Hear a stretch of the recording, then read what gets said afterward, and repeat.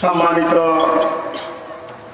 উলামায়ে কেরাম, ফুকাহায়ে ইজম, আজকের এই বানসাটিয়া গ্রামবাসী ও প্রবাসীদের উদ্যোগে তাফসীরুল কোরআন মাহফিলের প্রধান অতিথি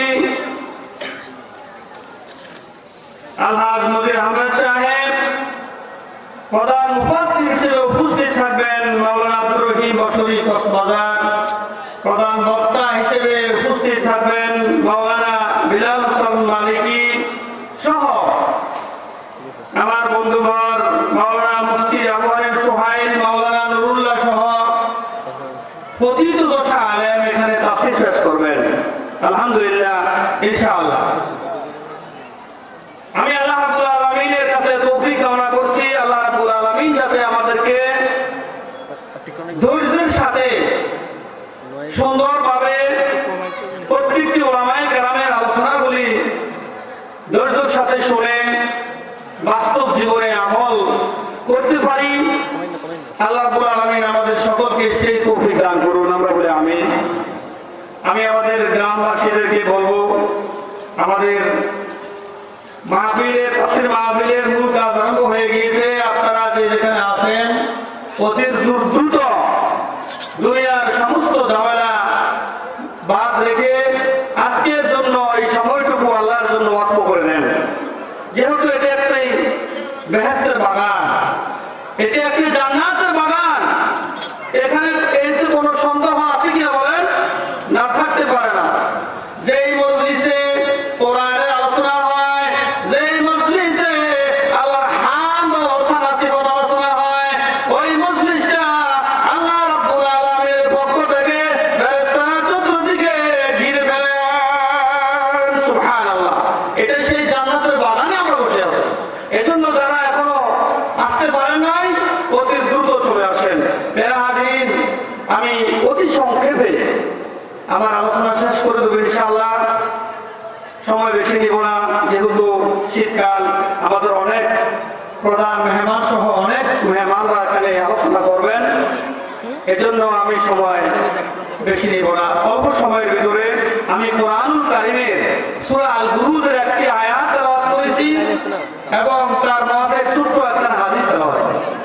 এই সম্পর্কে কিছু কথা বলার চেষ্টা করব। আমার তৌফিক ইল্লা বিল্লাহ ইল্লা বিমাশিয়াতিল্লাহ ইল্লা বিইজনিল্লাহ।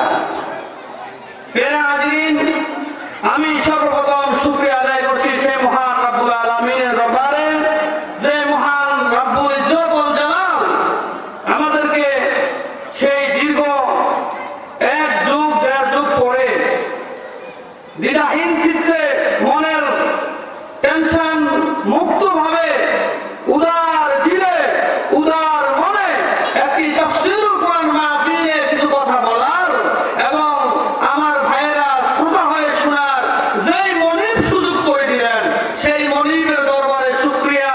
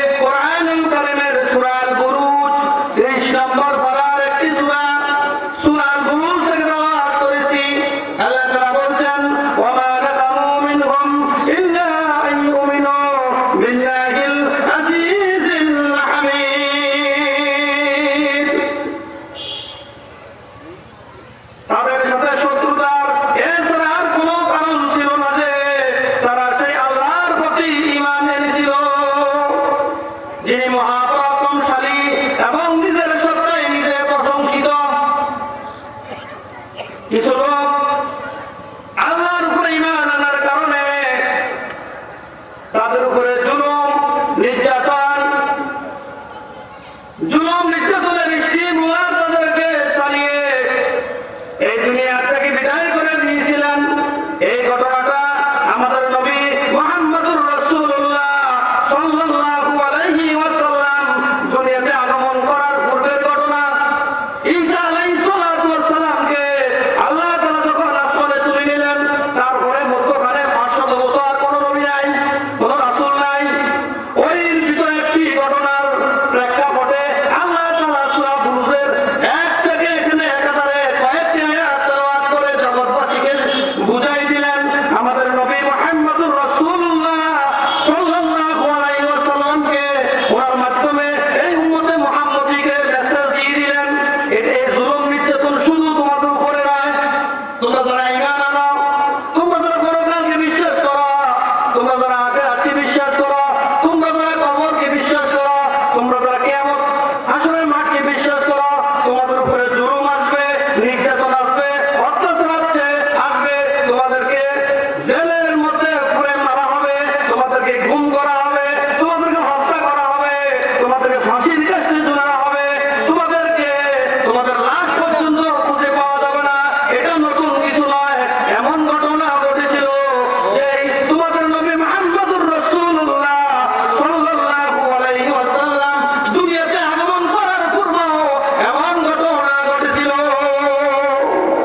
তোমরা যারা ঈমান আনো, তোমরা যারা আল্লাহকে আল্লাহ বলে স্বীকার করো, নবী মুহাম্মদকে মুহাম্মদ আদর্শ নেতা হিসেবে মানো, পরকালকে মানো, তোমাদের উপরে জেল আসবে, জুলুম আসবে, অত্যাচার আসবে, নির্যাতন আসবে, তোমাদেরকে হত্যা করা হবে। এটা নতুন নয়।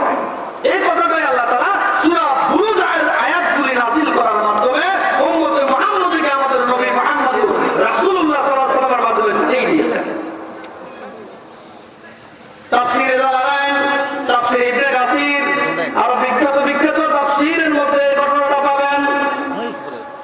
কোন বর্ণনা এসেছে 20,000, কোন বর্ণনা এসেছে সর্বোচ্চ 1 লক্ষ। যারা নবী মুহাম্মদের একজন বড় বাদশা ছিলেন, ওই বাদশাকে যারা আল্লাহ বলে স্বীকার করতো না, ওই বাদশাকে যারা প্রভু হিসেবে মানত না, ওই লোকগুলোকে আল্লাহ তাআলা পক্ষ থেকে তারা ঈমান আনার কারণে তাদের উপরে জুলুম এসেছে। কেমন জুলুম? ওই বাদশা কি করলো? তাকে প্রভু হিসেবে গ্রহণ না করার কারণে তার সৈন্য বাহিনীকে নির্দেশ দিয়ে দিল, রাস্তার 2 পাশে বড় বড় গর্ত খনন করো, গর্ত খনন করে সেখানে আগুন জ্বালাও। যারা আমাকে রব হিসেবে মানবে না, আমাকে প্রভু হিসেবে মানবে না, শেষবারের মতো তোমরা তাদের কাছে এলান দাও। তারা তার কথা মানতে রাজি না। তার আগে ছোট্ট একটা ঘটনা আছে। বাদশার দরবারে একজন জাদুকর ছিল, জাদুকর। সে জাদু দিয়ে বাদশার রাজত্ব টিকে রাখতে পারত, মানুষকে ধোঁকা দিত, বেলকিবাজি করতো, মিউজিক দেখাতো।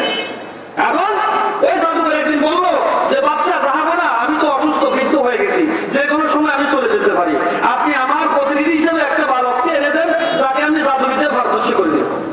এখন একটা বালককে আনা হলো, বালকের জাদুবিদ্যা শিখানো হচ্ছে।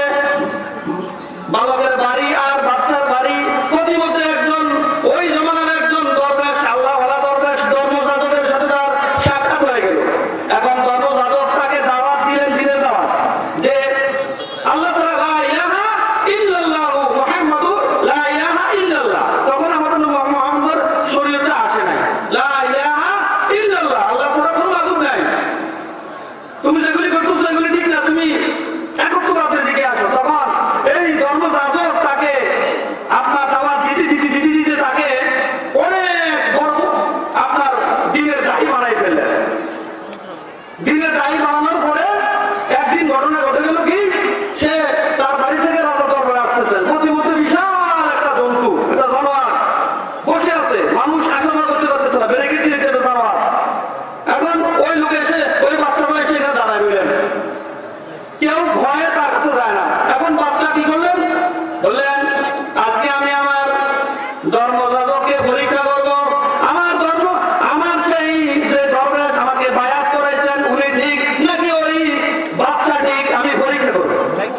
এখন পরীক্ষা কত কি দিয়া, যে তার হাতে একটা পাথর আছে, পাথর নেওয়ার পরে বিসমিল্লাহ বলে সে পাথরটা প্রাণীর মাথা নিক্ষেপ করলো যে আল্লাহ যদি আমার দরবেশ ঠিক থাকে তাহলে তুমি এই প্রাণীটাকে এই পাথরের মাধ্যমে সরাই দাও।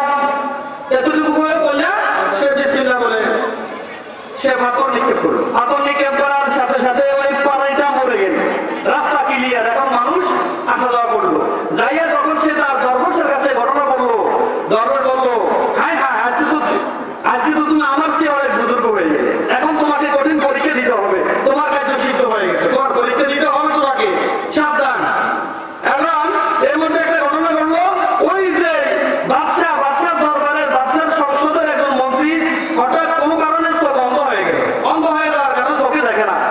এখন খবর পাইল যে ওই বাচ্চা মানুষকে আল্লাহর রহমতে হাত তুলে আল্লাহর কাছে দোয়া করে ভালো হয়ে যায়।